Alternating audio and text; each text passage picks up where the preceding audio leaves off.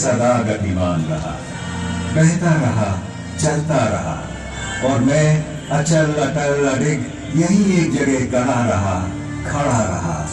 पर फिर भी हम साथ थे, क्योंकि समय के अनादि अनंत अखंड अछेद अभेद अनवरत प्रवाह को मैंने अपने इसी स्थान से ठौर से सतत सनातन निरंतर देखा है।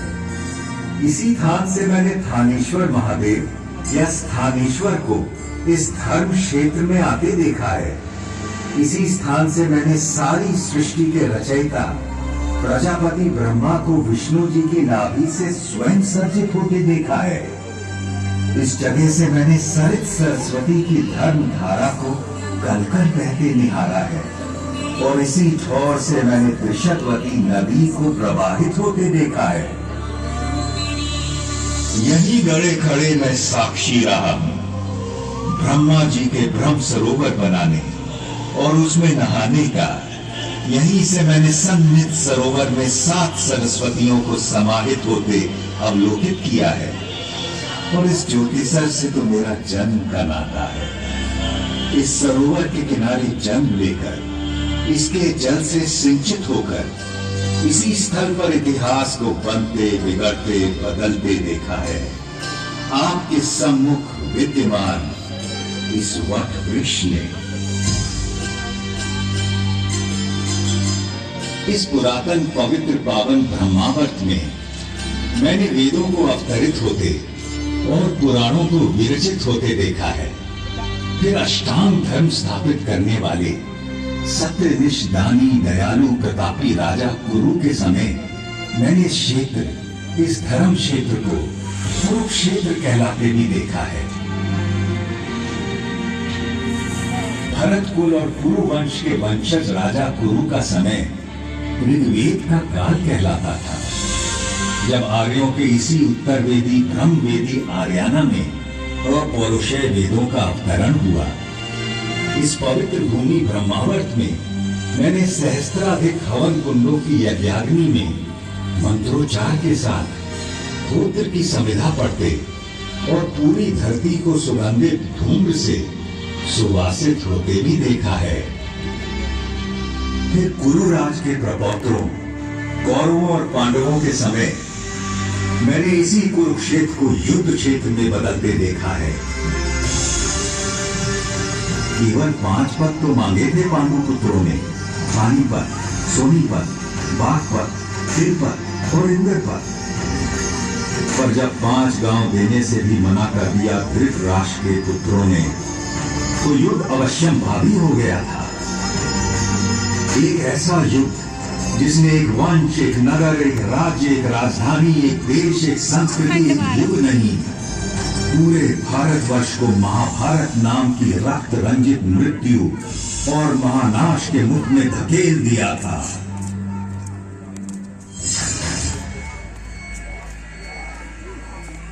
सच कहें तो महाभारत का युद्ध उसी दिन शुरू हो गया था, जब जुए के मादक और मारक खेल के लिए धृतराष्ट्र के पुत्रों ने पांडवों को हस्तिनापुर के अपने प्रासाद में आमंत्रित किया था। जिसे द्यूत का व्यसन हो, उसे जुए की चौपट से दूर रखना असंभव होता है। पांडवों की ओर से युधिष्ठिर पासे फेंक रहे थे और कौरवों की ओर से मामा शकुनी। एक एक कर सारे गांव धन धान्य और संपत्ति पांडव हारते चले गए।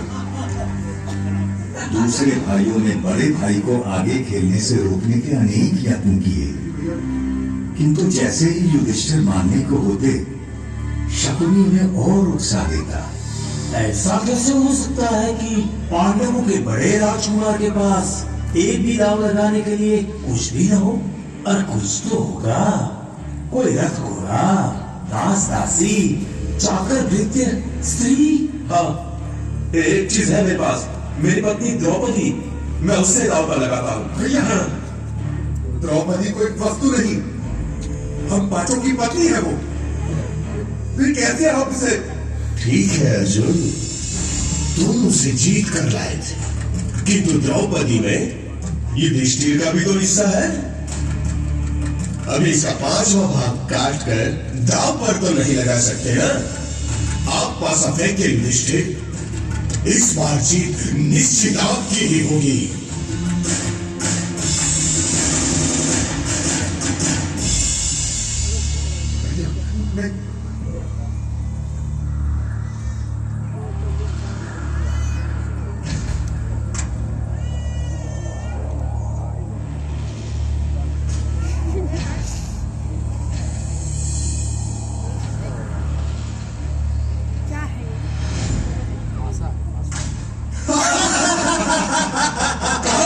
दासी द्रौपदी, सुशासन, उसे इस दरबार में ले आओ।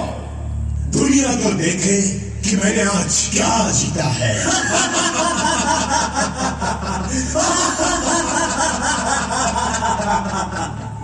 पूरे राजमहल में सन्नाटा पसरा था और उस नीरव मौन में केवल सुयोधन का अट्टहास गूंज रहा था। इधर सुशासन द्रौपदी को उसके केशों से घसीटता हुआ दरबार के बीचों बीच ही आया था।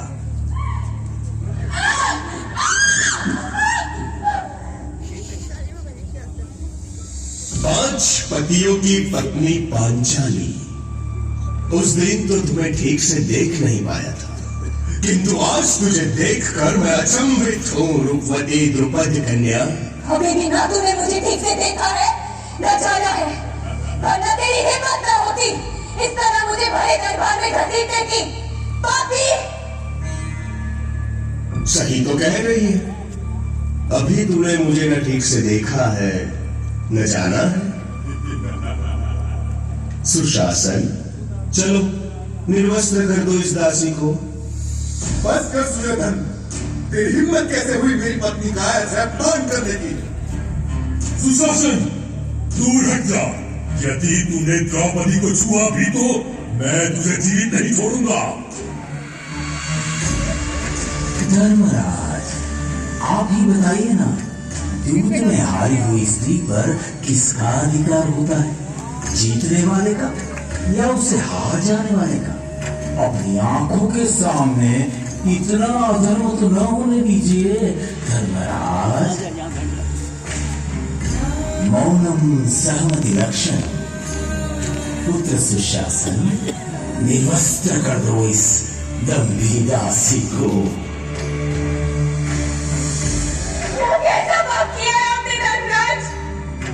अपनी पत्नी को मनुष्य नहीं, एक सूक्ष्म संपत्ति समझकर दांव पर लगा दिया। रोको मैंने अर्जुन। भीष्म, आप तो हमारे कुल के सबसे बड़े हैं, रोको ना ये पाप।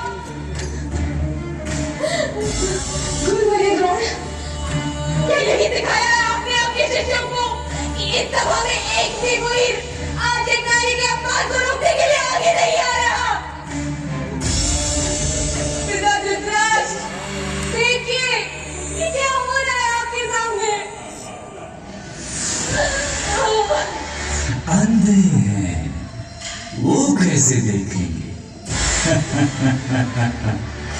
अगली देखेंगे तो हम आज तुझे। वरना आज के बाद आने वाली पीढ़ियां तुझे सुयोधन नहीं, दुर्योधन के नाम से जानेगी।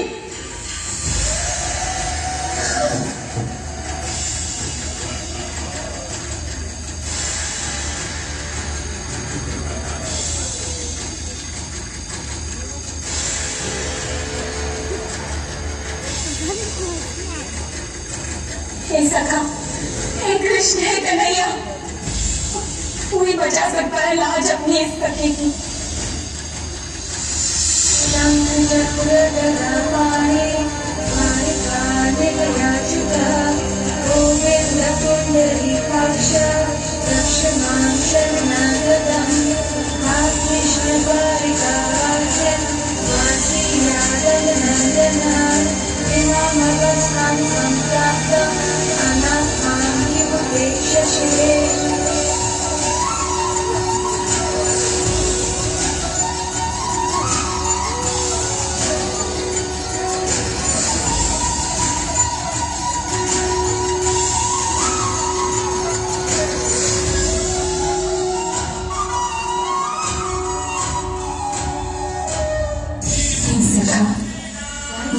क्यों लगाती?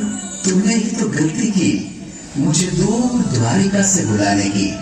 यदि तू कहती मेरे मन बसिया कृष्ण, तो मैं तो तेरे पास ही था, तेरे साथ ही था, तुझ में ही था सखी।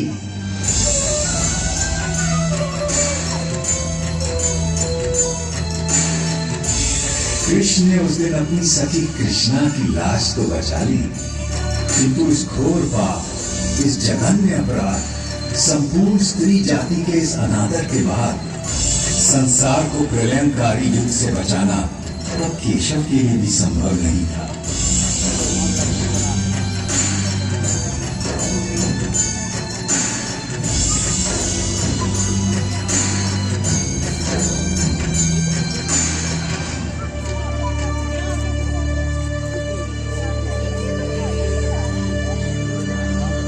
कुरुक्षेत्र को युद्ध क्षेत्र बनाने की तैयारी में तमाम जंगल जलाए जाने लगे, पेड़ काटे जाने लगे। सौभाग्य से पता नहीं कैसे मैं उस दिन बच गया, या दुर्भाग्य से, क्योंकि अगले 18 दिनों में जो नरसंहार, जो रक्तपात, जो छलबल, जो नृशंस हत्याएं, जो मूल्यों का हनन, जो मानवता का पशुवत चेहरा मैंने देखा, उससे अच्छा था कि मुझे भी काट डाला गया होता या जला दिया गया होता। किंतु सबसे विस्मयकारी, विलक्षण और विचित्र था युद्ध का पहला दिन। कौरवों पांडवों की 18 अक्षौहिणी सुसज्जित सेनाएं यहीं सामने के मैदान में एकत्र होने लगी।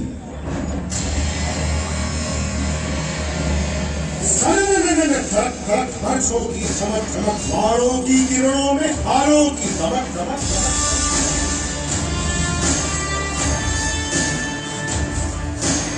हर्षों की खड़क खड़क खड़क खड़क खड़क खड़क, सत्यध्वज की लहक लहक लहक लहक लहक, मृत्यु आलिंगन को वीरों की झलक झलक, सेना की सड़क भड़क, ललकारे चहक चहक, दूरे हो गर्व से जो गीत दिखे झलक झलक झलक, ब्रज सेना धमक धमक धमक धमक धमक,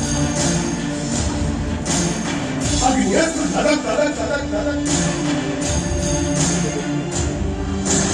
जय जय जय गौरव कहीं पांडव जय घोष धड़क, जय जय जय गौरव कहीं पांडव जय घोष धड़क, जय जय जय गौरव कहीं पांडव जय घोष धड़क।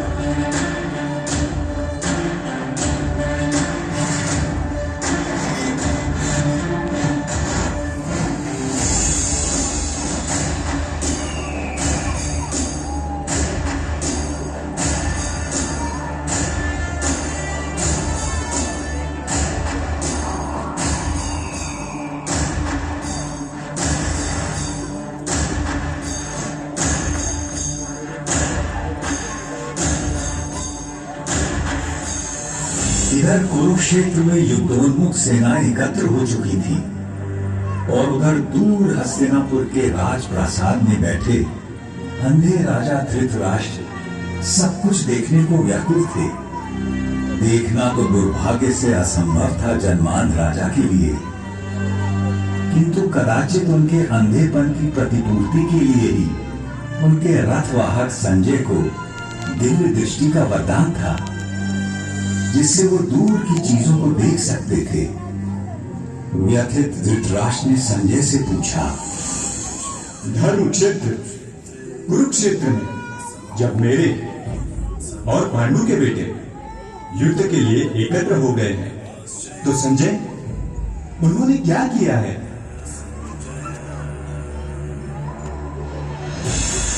दुर्योधन को हर्षित करने के लिए कौरवों में वृद्ध महाप्रतापी पितामह भीष्म सिंह की तरह दहाड़ उठे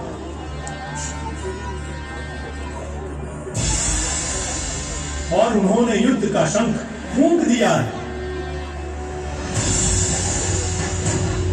उनके इंगित पर अनेक शंख, रणभेरियां, ढोल, मृदंग और रणसिंगे एकाएक बज उठे हैं।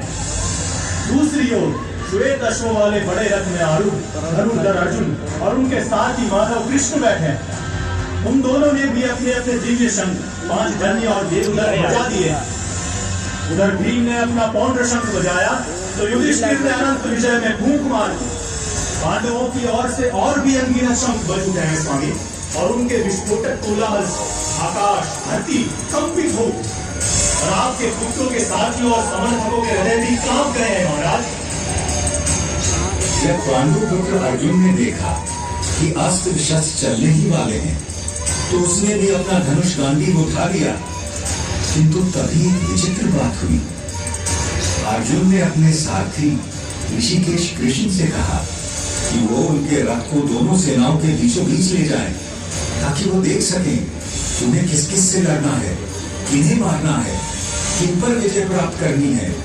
और अच्युत उनका रथ लेकर आगे बढ़ चले हैं।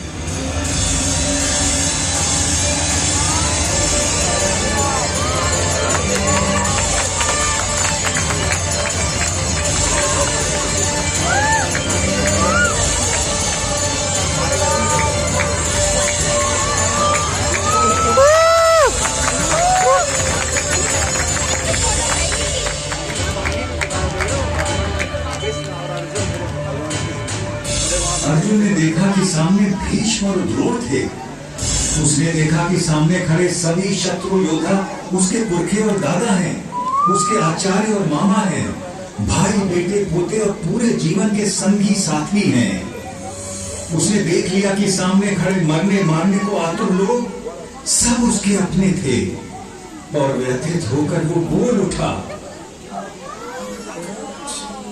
कृष्ण, न मुझे विजय चाहिए, न राज्य, न सुख।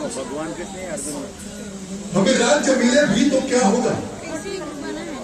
भोगों का हम क्या करेंगे?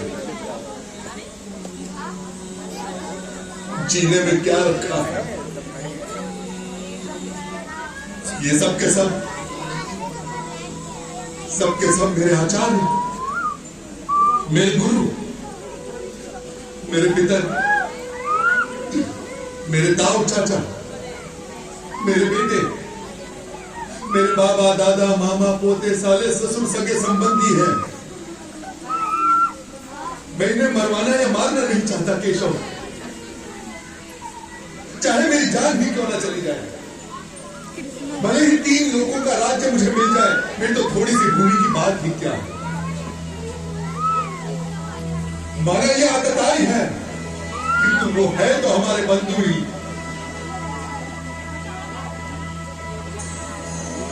अपने कुटुंबियों को मारकर माधव हम सुखी कैसे हो सकते हैं?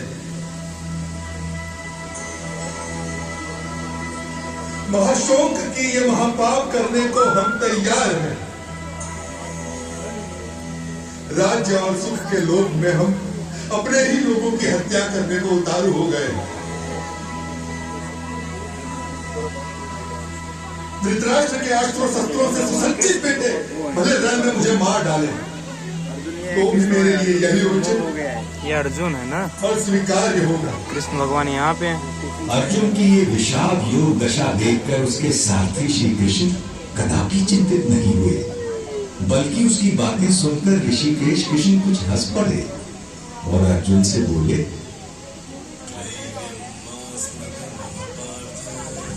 कायर मत बन पार्थ, यह तुझे शोभा नहीं देता। हृदय की शुद्ध दुर्बलता को त्याग दे और उठ खड़ा हो जा। तू तो परंतप है,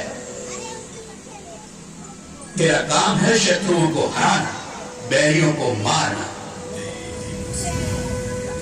इस देह में आकर हमारी आत्मा बचपन, जवानी, बुढ़ापा इन सभी अवस्थाओं को प्राप्त करती है और फिर एक देह से निकलकर दूसरे देह में चली जाती है। इस देह परिवर्तन को देखकर कोई भी धीर बुद्धि व्यक्ति कभी भ्रमित नहीं होता है अर्जुन।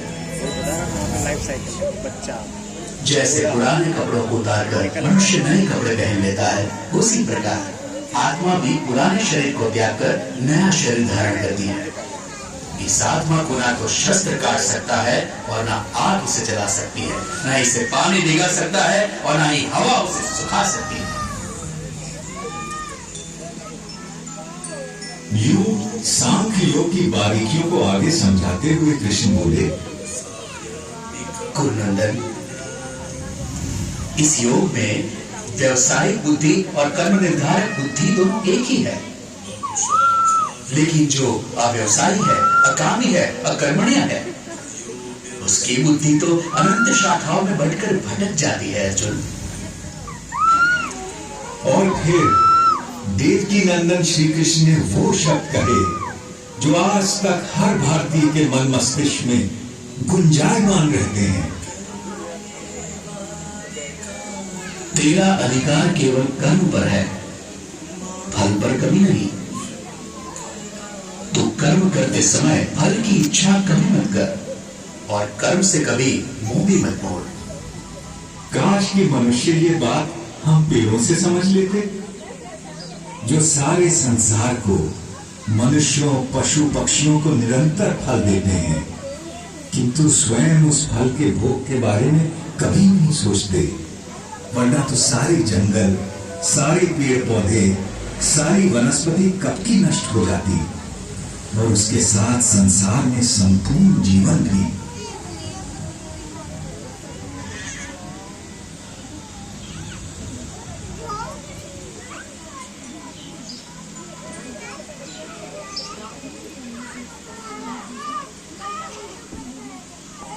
आपकी बातें मिली जुली सी हैं जनार्दन, और आप मुझे भ्रमित कर रहे हैं। कृपया निश्चित करके कोई भी एक बात कहें जिससे कि मेरा कल्याण हो देवकी नंदन। और आपका जन्म तो कई युगों के बाद हुआ था, सतयुग, त्रेता युग। फिर आप सब कैसे जानते हैं कि आरंभ में ये सब कहा गया था? भरतवंशी अर्जुन, जब जब धर्म का ह्रास होता है और अधर्म बढ़ता है, तब तब मैं अपने आप को स्वयं सर्जित करता हूं। भले लोगों की रक्षा के लिए, बुरों के नाश के लिए और धर्म की स्थापना के लिए मैं बार बार अवतार लेता हूं, हर कल्प में होता हूं।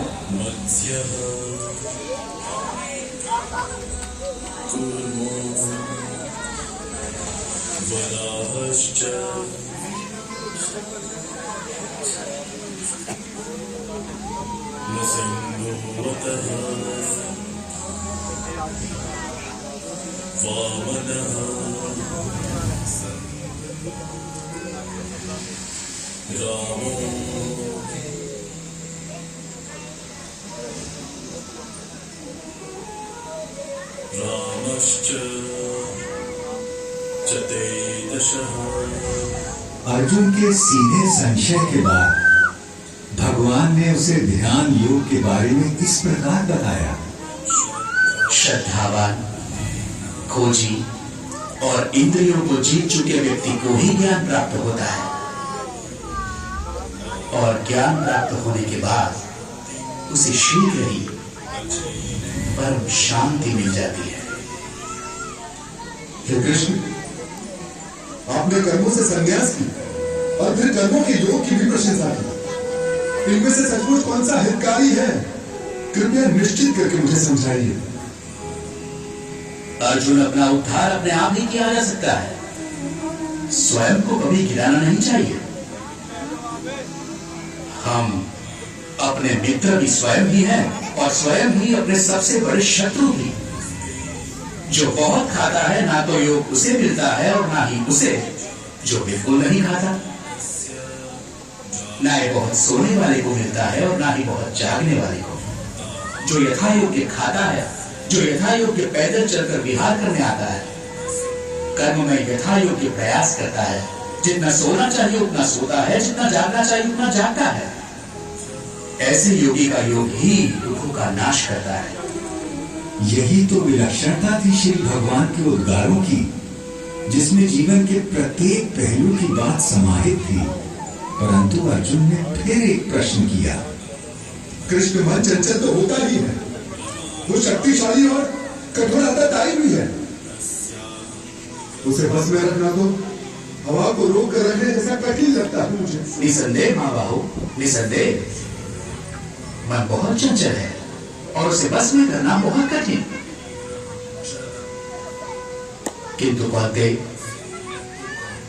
अभ्यास और वैराग्य से इस चंचल मन को भी वश में किया जा सकता है। इस तरह श्री कृष्ण ने अर्जुन को आश्वस्त किया। वो मूर्ख लोग मेरा तिरस्कार करते हैं, मेरा महत्व घटाते हैं, जो ये समझते हैं कि ये समस्त भूत प्राणियों का महेश्वर और अजन्मा मैं इन सभी कार्यों को करने के लिए इस मानव देह पर आश्रित हूं। वो मेरे परम भाव, मेरे परमात्मा तत्व को न जानते हैं न पहचानते हैं, किंतु मैं पत्र, पुष्प, फल, जल जो कोई भी मुझे भक्ति भाव से अर्पित करता है, मैं ऐसे भक्त का हर उपहार बिना किसी भेदभाव के स्वीकार करता हूं। ये सब जो आपने मुझे बताया है केशव, उसे मैं 100% सच मानता हूं। आपका रहस्य ना तो देवता जानते हैं और ना ही दानव, किंतु अपना योग और विभूति एक बार फिर से और विस्तार पूर्वक बताइए ना जनार्दन, क्योंकि आपकी वाणी और वचनों को सुनकर मुझे तृप्ति नहीं होती। अर्जुन के इस प्रश्न के उत्तर में श्री कृष्ण ने उसे विश्व रूप दर्शन योग के बारे में ज्ञान दिया। आकाश में सहस्त्र सूर्य एक साथ निकल आए तो उनका संवेद प्रकाश भी उस महात्मा की दौलत की बराबरी शायद ही कर सके। इसलिए दूत यश कमा, शत्रुओं को जीत, इस समृद्धशाली राज्य को, इन सबों को तो मैंने पहले ही मार दिया है, तुझे तो बस निमित्त बनना है पांडव। मेरे पास केवल वो लोग आ सकते हैं जो अपने समस्त कर्म मुझे अर्पित कर देते हैं, जो मेरी ओर उन्मुख हो, जो मेरे भक्त हो, जो इस संसार के सभी भूत पदार्थों और प्राणियों के प्रति शत्रुहीनता की भावना रखता हो, केवल वो ही मुझे प्राप्त कर सकता है। पार्थ, शनैः शनैः अर्जुन का मन कुछ स्थिर होने लगा और जिज्ञासु होकर उसने श्री कृष्ण से पूछा कि कुछ वक्त हमेशा सतत उनकी उपासना करते रहते हैं और अन्य उनको अक्षर और अव्यक्त मानकर उनकी उपासना करते हैं। अब प्रश्न ये है कि उन दोनों में से वो स्वयं किसको अच्छा योगी मानते हैं। भगवान ने बड़ी धीरज से उत्तर दिया, मेरा वो भक्त मुझे प्रिय है जो द्वेष नहीं करता, जो समस्त भूत पदार्थों और प्राणियों का मित्र है, जो सब पर करुणा करता है, जो निर्मम है, निर्मोही है, निरंकार है, जिसमें मैं नहीं, जो अपने को कर्मों का कर्ता नहीं मानता, जो सुख और दुख दोनों को एक समान समझता है, जो क्षमा से भरा हुआ है। मेरा वो भक्त मुझे प्रिय है जो संतोषी है, सदा योगी है, आत्मा को जीतने वाला है, इरादों का पक्का है और मन बुद्धि सब मुझ पर अर्पित करता है।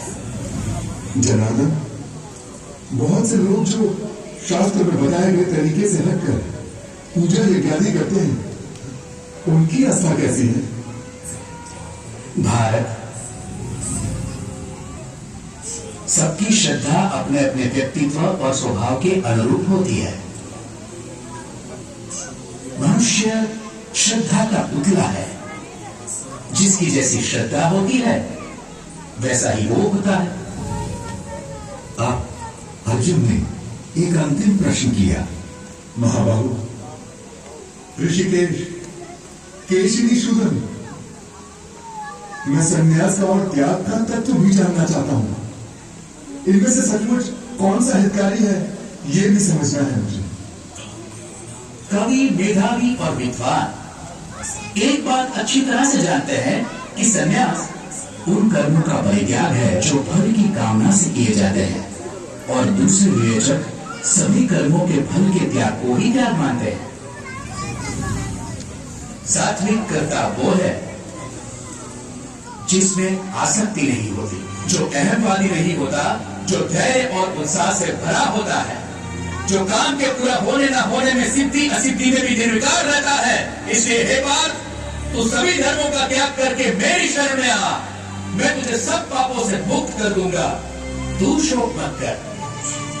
पांडव श्रेष्ठ महाबाहु अर्जुन, अच्युत, आपकी कृपा से मेरा भ्रम नष्ट हो गया है, स्मृति वापस लौट आई है, संदेह दूर हो गए हैं, और अब मैं दृढ़ हूं कि अब से आपका कहा करूंगा, अर्जुन के मन से विषाद, करुणा, ग्लानि, शंका और निराशा छूमंतर हो गए और अर्जुन ने अपना गांडीव उठा लिया और प्रतिज्ञा तान दी। और महाभारत होने को कोई नहीं रोक सकता था।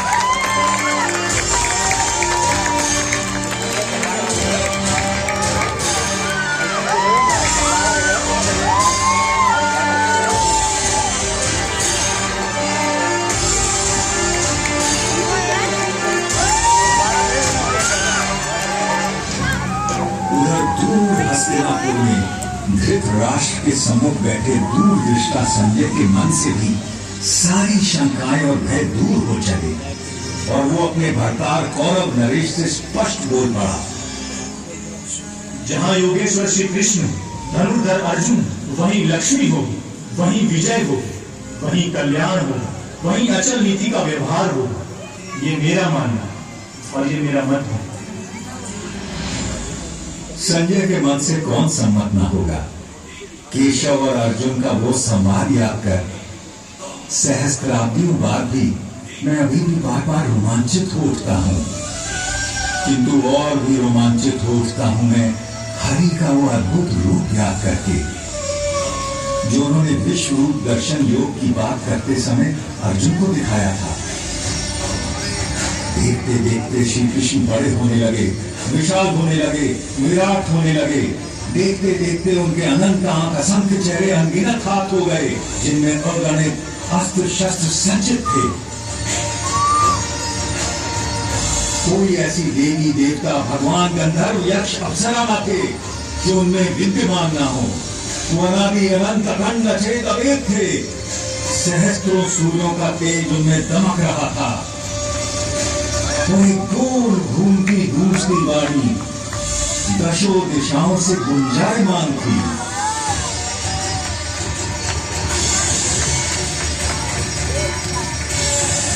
मैं अक्षर हूँ, अनिर्देश हूँ, अव्यक्त हूँ, सर्वत्रज्ञ हूँ, चिंतन से परे कूटस्थ हूँ, अचल हूँ, ध्रुव हूँ। मैं ही भूतों के भीतर स्थित आत्मा, उनका निधित्व, उनका अपनापन हूँ। आदित्यों में मैं विष्णु, प्रकाश पुंजों में सूर्य, मारुतों में मारीची, नक्षत्रों में चंद्र, वेदों में सामवेद, देवताओं में इंद्र, इंद्रियों में मन, प्राणियों में चेतना, ऋतुओं में शंकर, यक्षों में कुबेर, वसुओं में अग्नि, पर्वतों में मेरु, पुरोहितों में बृहस्पति, सेनापतियों में स्कंद, जलाशयों में समुद्र, महर्षियों में भृगु, वाणी में ओम, यज्ञों में जप, अजर पदार्थों में हिमालय, पेड़ों में अश्वत्थ, देवर्षियों में नारद, गंधर्वों में चित्ररथ, मुनियों में कपिल, अश्वों में उच्चैठ हवा, गजों में ऐरावत, मनुष्यों में राजा, हथियारों में वज्र, गौओं में कामधेनु, जन्मदाताओं में कामदेव, नागों में वासुकी, पशुओं में सिंह, पक्षियों में गरुड़, मछलियों में मगरमच्छ, पवनकर्ताओं में पवन, ऋचाओं में बृहत्साम, छंदों में गायत्री, ऋतुओं में वसंत, नदियों में गंगा, शस्त्रज्ञों में राम, विद्याओं में आध्यात्म, सृष्टियों का आरंभ, अंत, मध्य मैं ही हूँ। कभी समाप्त होने वाला काल भी मैं हूँ पार्थ, सबका हरण करने वाली मृत्यु मैं हूँ, भविष्य में होने वाले जन्मों का कारण भी मैं ही हूँ। मैं विश्व तो मुख हूँ, ये पूरा विश्व मेरा मुख है।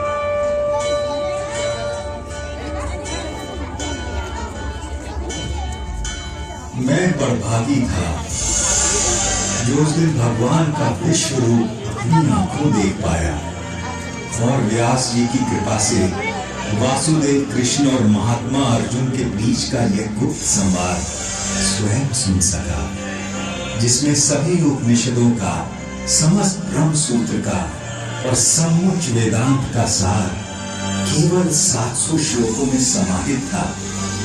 तभी तो कहते हैं कि जिसने इस उपनिषद ब्रह्म विद्या योग को जान लिया और श्रीमद् भगवत गीता को मान लिया, वह वास्तव में विद्वान, सचमुच में सर्वज्ञ और यथार्थ योगी बन जाता है।